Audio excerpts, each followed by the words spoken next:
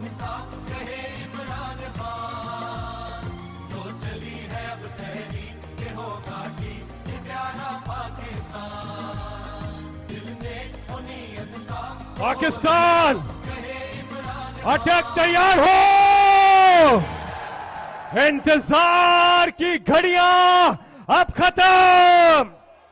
मैं उस शख्सियत को दावत दे रहा हूं जिन्होंने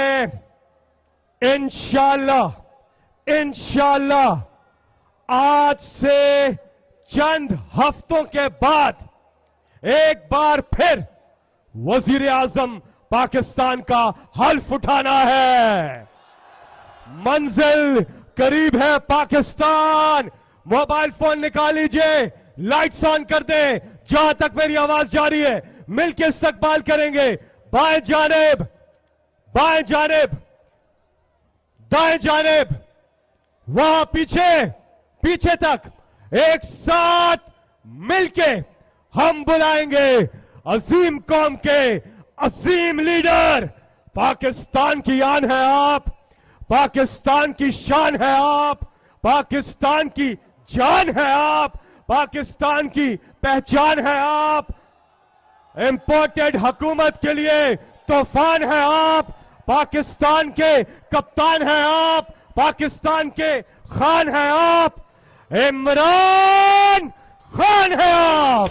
दहकान भी हम इसके अल्लाह की रजा से हैं, निगहबान भी हम इसके अल्लाह की रजा से हैं, निगहबान भी हम इसके। रंग इसको दिए हमने, रंग इसको दिए हमने, इसे हमने निखारा है, इसे हमने निखारा है। ये देश हमारा है, इसे हमने संवारा है, ये देश हमारा है। बिस्मिल्लाहिर्रहमानिर्रहीम। इय्याका नअबुदु व इय्याका नस्तईन। अल्लाह तेरी इबादत करते हैं और अल्लाह तेरे से मदद मांगते हैं, और किसी इंसान या किसी मुल्क के सामने हम सजदा नहीं करते। हम आजाद कौम हैं, हमारा कलमा हमें आजादी देता है, ला इलाहा इल्लल्लाह। मेरे अटक के नौजवानों और बुजुर्गों, और मैं आज खास तौर पे खराज तहसीन पेश करना चाहता हूं अपनी बहनों को जो भरपूर तरीके से उन्होंने शिरकत की। ये जो मेरे पाकिस्तानियों, ये जो अब वक्त सामने आ रहा है, ये हमारी हकीकी आजादी की जंग है। और इसमें मैं सबसे पहले अपने दिलेर नौजवानों को कहता हूं कि आपकी सबसे बड़ी जिम्मेदारी है कि मेरे साथ इस अब जंग में शिरकत करेंगे। और उसके बाद मैं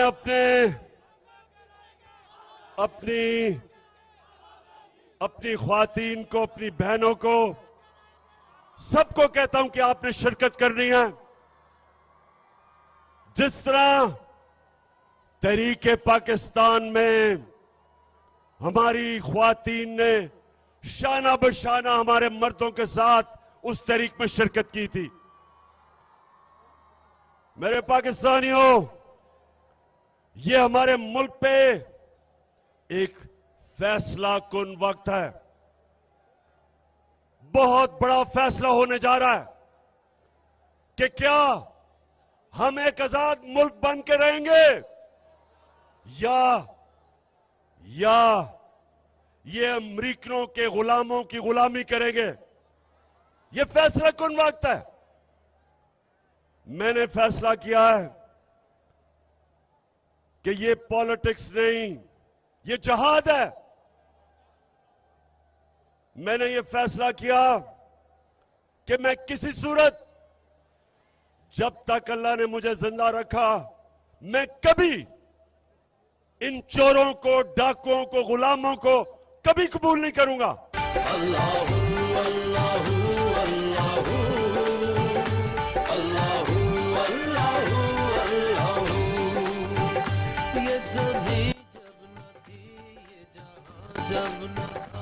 मेरे पाकिस्तानियों,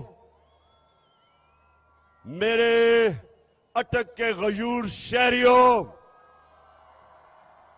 और खास तौर पे मेरे दिलेर नौजवानों, अब सब तैयारी करो। और मैं सबसे पहले आपको यह बताना चाहता हूं कि क्यों हमने अपनी आजादी की जंग लड़नी है। देखें, दो तरह की गुलामी होती है।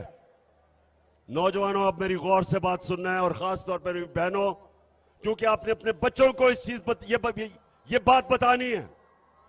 जिस तरह मेरी वालदा ने मुझे बताया जब मैं छोटा था, कि उन्होंने मुझे एहसास दिलवाया कि मुझे कहती तुम्हें पता नहीं कि गुलामी क्या होती है। तुम खुशकिस्मत हो कि आजाद पाकिस्तान में पैदा हुए। हम एक गुलाम हिंदुस्तान में पैदा हुए थे। और गुलामी यह है कि जो पाकिस्तान और हिंदुस्तान था, यहां के लोग ऊपर नहीं जा सकते थे क्योंकि ऊपर अंग्रेज बैठा था। हमें अंग्रेजों की जंगें लड़नी पड़ी। लाखों लोग हिंदुस्तान से पहली जंग अजीम में कुर्बान हुए, अंग्रेजों की जंगों में, और फिर दूसरी जंग अजीम में यहां से लाखों लोग जाके अंग्रेज की जंग में मरे। और अरबों अरबों डॉलर हिंदुस्तान के लोगों का पैसे से अंग्रेज ने अपनी जंगों में इस्तेमाल किया। यह है जबकि एक कब्जा करके आपके ऊपर लोग गुलाम करते हैं। लेकिन दूसरी गुलामी कि जब हमें हुक्म मिला, एक अमेरिका से हुक्म आया जनरल मुशर्रफ को कि तुम अगर हमारी जंग में शामिल नहीं होगे तो हम तुम्हें बम मार के तुम्हारा मुल्क तबाह कर देंगे। अंग्रेजी में उसने कहा, we will bomb you into stone age. तो क्या हुआ? बदकिस्मती से उस वक्त जो हमारे मुल्क का सरबराह था, उसने अपने लोगों की दिफा नहीं की, घुटने टेक दिए और हमें फतह किए बगैर हमें अमेरिका की जंग में ले गया। हमारे 80,000 लोग उस जंग में कुर्बान हुए। 3 गुना हमारे फौजी, अमेरिका से 3 गुना ज्यादा हमारे फौजी अमेरिका की जंग में कुर्बान हुए। 100 अरब डॉलर से ज्यादा पाकिस्तान का पैसा खर्च हुआ उस जंग पे। 2 किस्म की गुलामी, एक को कहते हैं कॉलोनियलिज्म, जब आपके ऊपर फतह करके एक मुल्क हावी हो जाता है, जो अंग्रेज की गुलामी थी। और दूसरी को कहते हैं पाकिस्तानी और नौजवानों नियो कॉलोनियलिज्म, के फतह किए बगैर आपको गुलाम बना लेते हैं। और ये हमारी बदकिस्मती कि हमारे मुल्क ने जब से हम आजाद हुए और जब से हमारा अजीम लीडर कायदे आजम, जो एक गुलाम हिंदुस्तान में एक आजाद इंसान था, जो मेरा लीडर था, जो हमेशा हम उसको लीडर मानेंगे, ईमानदार था, दिलेर था और आजाद था, खुददार था। उसके बाद कभी इस मुल्क ने, कभी भी हमारे मुल्क ने, सिवाय छोटा सा वक्त था कि भुट्टो ने कोशिश की, जुल्फिकार अली भुट्टो ने, कि पाकिस्तान आजाद फॉरेन पॉलिसी बने, हमेशा हमें हुक्म मिलते थे, हम अपनी आजाद फॉरेन पॉलिसी नहीं बनाते थे। और आजाद फॉरेन पॉलिसी का मतलब कि वो फॉरेन पॉलिसी जो अपने लोगों की अपने लोगों के फायदे में होती है, जिधर आप अपने आप को दूसरे मुल्क के लिए कुर्बान नहीं करते। तो जब मुझे आपने इक्तदार में भेजा तो मैंने हमेशा आपसे वादा किया था कि ना मैं कभी किसी को सामने झुकूंगा और ना आपको कभी किसी के सामने झुकने नहीं दूंगा। तेरा पाकिस्तान है, ये मेरा पाकिस्तान है। तेरा पाकिस्तान है, ये मेरा पाकिस्तान है। इस पे दिल कुर्बान, इस पे जान भी कुर्बान है। वो इस पे दिल कुर्बान। तो फिर क्या हुआ? हमारे यहां जो इस मुल्क में करप्ट तरीन टोला, जो बाद में जिनको मैं थ्री स्टूजेस कहता था, एक था इस मुल्क का, अब मैं क्या करूं, मुल्क की सबसे बड़ी बीमारी जरदारी, एक तो वो था, और दो भाई जो 30 साल से इस मुल्क को लूट रहे हैं। एक बाहर बैठा हुआ, वो बाहर बैठ के पाकिस्तानी फौज को बुरा भला कहता है, और छोटा भाई जो भी बूट देखता है पॉलिश करने शुरू कर देता है। ये दो भाई, और फिर तीसरा कौन है?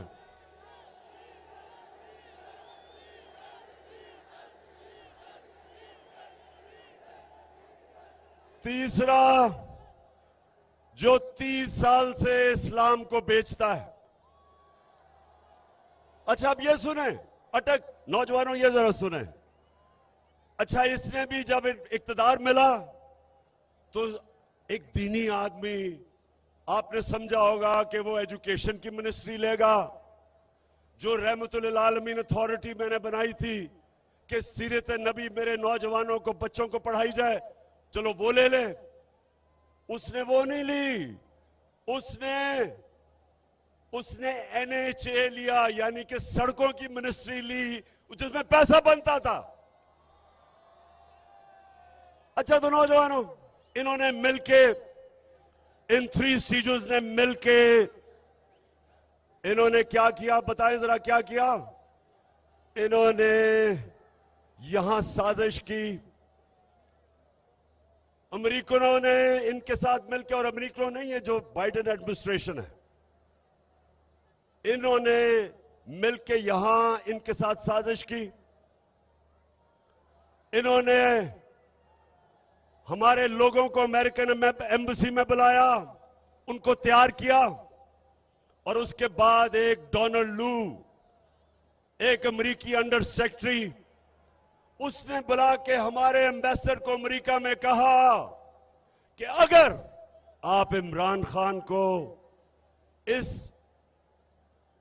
अदमे एतमाद में, अगर इसको आपने जिता दिया, यानी अगर ये अदमे एतमाद फेल हो गई इमरान खान के खिलाफ, तो पाकिस्तान के खिलाफ, पाकिस्तान को हम आइसोलेट करेंगे, इसके खिलाफ हम एक्शन लेंगे, धमकी दी। लेकिन अगर इमरान खान को आपने हटा दिया, अदम एतमाद को कामयाब कर दिया, तो उन्होंने कहा कि हम आपको माफ कर देंगे, क्योंकि उनको पता था कि चेरी ब्लॉसम शहबाज शरीफ आ जाएगा इमरान खान की जगह, और वो फिर उनकी खिदमत करेगा, और खिदमत शुरू हो गई है। इन्होंने मिलकर साजिश की, यहां भी इनके हैंडलर बैठे हुए थे, इन सब ने मिलकर प्लान किया और गवर्नमेंट गिरा दी। अब मैं ये आपसे पूछता हूं पाकिस्तानियों, आज मैं आपसे पूछता हूं कि वो कौन सा इतना बड़ा मसला था जो सब ने मिलकर गवर्नमेंट गिराई? आप ये समझें कि उस वक्त हमने पाकिस्तान को मुश्किल वक्त से निकाल लिया था, एक मुल्क जिसका दिवालिया निकला हुआ था। यही इन्होंने 10 साल दोनों ने मिलकर जो डाके मारे थे, मुल्क को कंगाल किया, बैंकरप्ट किया, मकरूज किया, इदारे तबाह किए, सबसे बड़ा बैरूनी खसारा छोड़ के गए $20 अरब का, वो मुल्क हमें मिला। और मुझे आज फख्र यह है कि सब मुश्किलों के बावजूद हमने अपने मुल्क को खड़ा किया। हमने आहिस्ता आहिस्ता अपनी कंस्ट्रक्शन की इंडस्ट्री ठीक की, अपनी ज़राई, अपने किसानों की मदद की। मुल्क खड़ा हो रहा था। तीसरे साल में 5.6% हमारा मुल्क बढ़ा था आगे, दौलत में इजाफा हो रहा था, ग्रोथ रेट थी, रिकॉर्ड एक्सपोर्ट्स थी। हमने सबसे ज्यादा आमदनी बढ़ाई, टैक्स इकट्ठा कर रहे थे। हमने जो किसानों की मदद की, सबसे ज्यादा पैदावार किसानों ने हमारे दौर में की। तो जब ये हो रहा था तब ये साजिश हुई। तो मेरी आज बात सुने अटक के लोगों, जब ये मुझे साजिश का पता चला तो मैंने उन लोगों को, जो लोग साजिश रोक सकते थे, मैंने उनको ये बताया कि हमने बड़ी मुश्किल से मुल्क की माइशत को संभाला है। अगर अभी ये साजिश कामयाब हुई तो मुल्क को मुश्किलात का सामना करना पड़ेगा। मैंने भी बताया, मैंने शौकत तरीन फाइनेंस मिनिस्टर को कहा कि बताओ, लेकिन मुझे अफसोस से कहना पड़ता है कि हम कुछ नहीं कर सके। और आज क्या हुआ है? आज पाकिस्तान का रुपया तेजी से गिर रहा है। हमारे जो फॉरेन एक्सचेंज रिजर्व्स हैं वो इन 2 महीनों में 30% गिर गए हैं। हमारी स्टॉक एक्सचेंज नीचे, महंगाई, हर चीज महंगी, बिजली महंगी, आगे मजीद और महंगाई, हमारी माइशत नीचे जा रही है। कौन जिम्मेदार है इसका? कौन जिम्मेदार है? बताओ अटक के लोगों, कौन जिम्मेदार है इसका? और मैं जो आज आपके पास आया हूं, मेरे पाकिस्तानियों, याद रखो कि ये वक्त अब है कि आपने अपने मुस्तकबिल के लिए, अपने बच्चों के मुस्तकबिल के लिए आपने सबने मेरे साथ निकलना है। क्योंकि ऊपर कौन बैठे हैं? ऊपर कौन बैठा है? सबसे पहले शहबाज शरीफ। अब ये सुने जरा इसका, 24 अरब रुपए के इसके ऊपर केसेस हैं। 24 अरब रुपए के केसेस इसके ऊपर। और अब क्या हो रहा है? इसको एनओरो मिल रहा है। एफआईए जो इसके ऊपर, जिसने उसके ऊपर केस बनाए थे, अब एफआईए सारे केस खत्म कर रही है। आसिफ जरदारी जिसके ऊपर अरबों रुपए के केसेस नैब में, आसिफ जरदारी कहता है कि नैब में मैं इस्लाहात करूंगा। पाकिस्तानियों, ये है क़यामत की निशानी कि आसिफ जरदारी नैब की इस्लाहात कर रहा है। अब सोचें कि वो लोग जिन्होंने मुल्क को लूटा था, आज वो ऊपर बैठ के सबसे पहली चीज कर रहे हैं, अपने केस खत्म कर रहे हैं। जो इंटीरियर मिनिस्टर है वो कातिल है, 18 कत्ल किए हुए हैं। वो जो अभी गए हैं लंदन में मिलने गए हैं नवाज शरीफ को, वो सजा याफ्ता है, उसको सजा मिल चुकी है। वो भगौड़ा है, भागा हुआ है। उससे प्राइम मिनिस्टर जाके मुल्क के फैसले कर रहा है।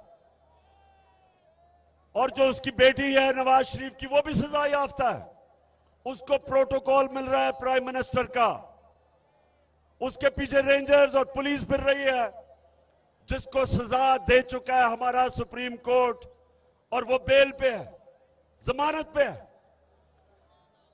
तो अटक, मेरे नौजवानों, मेरे बुजुर्गों, मेरी बहनों, नबी सल्लल्लाहु अलैहि वसल्लम ने कहा था कि कौम तब तबाह होती है जब जेलों में सिर्फ छोटे चोर हो, सिर्फ भैंस चोर और मोटरसाइकिल चोर और छोटे चोर जब जेलों में जाते हैं और बड़े बड़े डाकू को आप नहीं पकड़ते, वो मुल्क तबाह हो जाता है।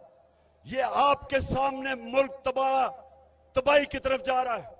इसलिए आपने निकलना है कि जब बड़े बड़े डाकू बड़े बड़े ओहदों पे बैठ जाए, सारों ने बड़े बड़े ओहदे संभाल के अपने केस खत्म करें, और वो ऑफिसर FIA का डॉक्टर रिजवान, मैं आज उसको सलाम पेश करता हूं कि उसने जो केस शहबाज शरीफ के ऊपर बनाए, हमारे बेचारे गवर्नमेंट के ऑफिसर डरते हैं, इस माफिया से डरते हैं।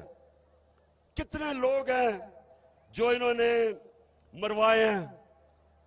डॉक्टर रिजवान जब उसने हमजा शरीफ को बुलाया और उससे जब सवालात पूछे कि किधर से ये मकसूद चपड़ासी के पास 3.25 अरब रुपया आ गया, नौकरों के पास 16 अरब रुपए किधर से आए, तो हमजा शरीफ बजाय उसके जवाब देता, उसको उसने धमकी दी, उसको डराया कि तुम्हारी जुर्रत कैसे है कि मुझे पूछ रहे हो ये सवाल। लोग डरते हैं इनसे। इसलिए डॉक्टर रिजवान, आप जैसे लोगों को हम सलाम करते हैं कि इस माफिया को, इसके बावजूद कि आपको खतरा है, आप इनके खिलाफ एक्शन लेते हैं। कितने लोग इन्होंने मरवाए। एयान अली का जो कस्टम ऑफिसर था उसको मरवा दिया। वो जो शहनशाह था जिसने बेनजीर के साथ होता था जब वो कत्ल हुई, उसको मरवा दिया। एक जस्टिस सजाद था जरदारी ने उसको मरवा दिया। जो इनके केसेस के पीछे जाता है उनको जान का खतरा होता है। तो अगर मेरे पाकिस्तानियों ये कामयाब हो जाते हैं, हमारे मुल्क तबाही की तरफ जाता है, हमारे इदारे तबाह, कोई नहीं खड़ा होगा इनके खिलाफ। ये खुल के चोरी करेंगे, सब डरेंगे, मुल्क को लूटेंगे। और इसीलिए मेरे नबी सल्लल्लाहु अलैहि वसल्लम ने कहा था कि बड़ी कौमें तबाह हुई तुम्हारे से पहले, जो सिर्फ छोटे चोरों को जेलों में डालती थी और बड़े बड़े डाकुओं को नहीं पकड़ सकती थी। ये है हमारे तबाही का रास्ता। और इसलिए मेरे अटक के लोगों और मेरे पाकिस्तानियों, इसलिए आपने सबने मेरे साथ निकलना है। जब मैं आपको कॉल दूंगा 20 तारीख के बाद, आपने सबने निकलना है। और आपने किसी चीज का खौफ नहीं होना चाहिए आपको। नौजवानों, मेरे नबी सल्लल्लाहु अलैहि वसल्लम ने मदीना में क्या किया था, आपको मैं आखिरी बात करने जा रहा हूं, गौर से सुने। वो मदीना के लोग जिनकी कोई हैसियत नहीं थी, मेरे नबी ने क्या किया था कि वो दुनिया की इमामत करने लग गए। थोड़ी देर में अजीम लोग बन गए। मदीना के लोगों की मेरे नबी सल्लल्लाहु अलैहि वसल्लम ने खौफ की जंजीरें तोड़ दी, उनके खौफ खत्म कर दिए। खौफ की जंजीर जो इंसान को ऊपर नहीं आने देती, उसकी परवाज ऊपर नहीं जाती। डरे हुए लोग कभी आजाद नहीं होते। जब उन्होंने उनकी खौफ की जंजीरें तोड़ी, वो लोग अजीम लोग बन गए। आपके सबको समझना चाहिए कि ये जो अब आजादी की, हमारी हकीकी आजादी की जो हमारी तहरीक है, अपने खौफ खत्म कर दे। 3 ही खौफ होते हैं इंसान को। मौत, इंसान को सबसे बड़ा खौफ होता है कि मुझे मार ना दे। अल्लाह का हुक्म है कि जिंदगी मौत अल्लाह के हाथ में है। दूसरा खौफ कि मुझे जलील ना कर दे। अल्लाह ने कहा कि इज्जत जिल्लत मेरे हाथ में है। और तीसरी, रिस्क, मेरी नौकरी ना चली जाए, मुझे नौकरी से ना निकाल दे। अल्लाह ने कहा हुआ है कि रिस्क मेरे हाथ में है। तो डर किस चीज का, किस चीज का डर है आपको? इसलिए आपने सबने मेरे साथ निकलना है। और मैंने इंशाअल्लाह, जब मैं आपको कॉल दूंगा, हम कभी इस्लामाबाद में जब तक ये इलेक्शन नहीं अनाउंस करेंगे, ये हमारी तहरीक जारी रहेगी। कोई पीछे नहीं हटेगा। सारी कौम को मैं आज दावत दे रहा हूं, तहरीक इंसाफ को नहीं दावत दे रहा, अपनी कौम को दावत दे रहा हूं, पाकिस्तानियों को दावत दे रहा हूं, सारे अपने लोगों को, नौजवानों को, बच्चों को, फैमिलीज को, अपने सरकारी नौकर, अगर वो डरते हैं नौकरियां चली ना जाएं तो अपनी फैमिलीज को भेजना, हमारे पुलिस वाले, हमारे फौजी अपनी फैमिलीज भेजें, क्योंकि ये पाकिस्तान की आजादी की जंग है, ये मेरी जंग नहीं है, ये हमारी आजादी की जंग है। दो किस्म की, ना हम किसी दूसरे बाहर के मुल्क की गुलामी करना चाहते हैं और ना ही हम इन चोरों की गुलामी करना चाहते हैं। दो किस्म की हमारी जंग होगी। बाहर की जो साजिश इस मुल्क में अपने पुतले रखने के लिए, उससे हमने आजाद होना है, और ये जो चोर और डाकू हमारे ऊपर मुसल्लत हो गए, इनसे आजाद होना है। अटक के लोगों, आप तैयार हो? हाथ खड़ा करके बताओ। इंशाल्लाह मैं आप सबको मैं मिलूंगा इस्लामाबाद में। जो इस्लामाबाद नहीं आ रहा है वो अटक में निकलेंगे, लेकिन निकलना हर पाकिस्तान के शहरी ने है। और ये मेरा पैगाम सबको है कि जो भी कोशिश करेंगे आप, मैं जेल जाने के लिए तैयार हूं, लेकिन मेरी कौम निकलेगी। मैं अपनी जान की कुर्बानी देने के लिए तैयार हूं, लेकिन मैं किसी सूरत ना इन चोरों को मानूंगा, ना अमेरिका के गुलामों को मानूंगा।